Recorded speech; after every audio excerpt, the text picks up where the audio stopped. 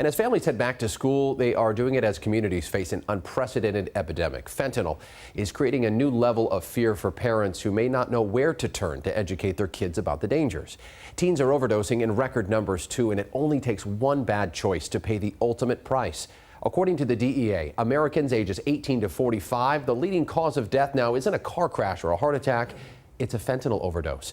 And the number of times the overdose reversing drug Narcan has been used in schools is alarming. Parents who've lost a loved one hope you get the message.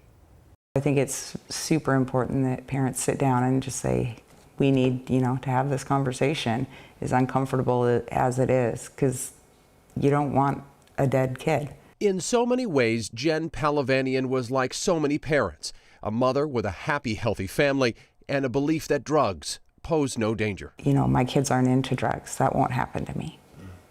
And then 2 months later, it did happen to me.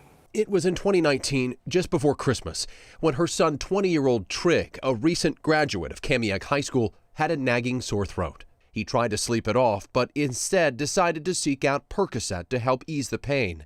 The next morning, Jen got a call from her younger son, who found his older brother in bed. And he says, Mom, Trig's dead.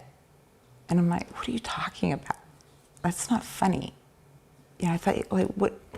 And that's when I realized, oh my God, this is happening. This is real. Something has gone horribly wrong. Trig had no idea a lethal dose of fentanyl was hidden inside that pill, disguised as Percocet. The medical examiner finally called me and he said, are you ready for this? And I thought, are you ready for this? What is he talking about? And he said, your son died of an acute fentanyl overdose. And I thought, overdose? My son doesn't do drugs. What is he talking about? And fentanyl?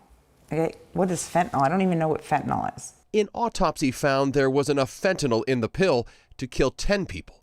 It's a similar story that's repeating itself over and over again. In 2019 in King County, 233 people under the age of 20 experienced a non-fatal overdose from opioids. Compare that to 2022, where there were 345.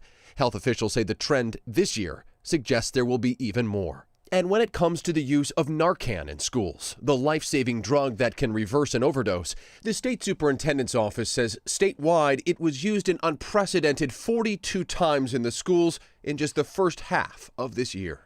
State law requires schools with 2,000 students or more to have Narcan on hand, and the state provides the training. But education is slow to happen. There's nothing to require schools to teach students about the lurking dangers of fentanyl. That's especially upsetting to parents who wish there was. I think education is where we need to start. I don't want people to think that he died because he was doing drugs. It was one pill. It can happen to anybody. I think he would want me to spread his story and use it for good.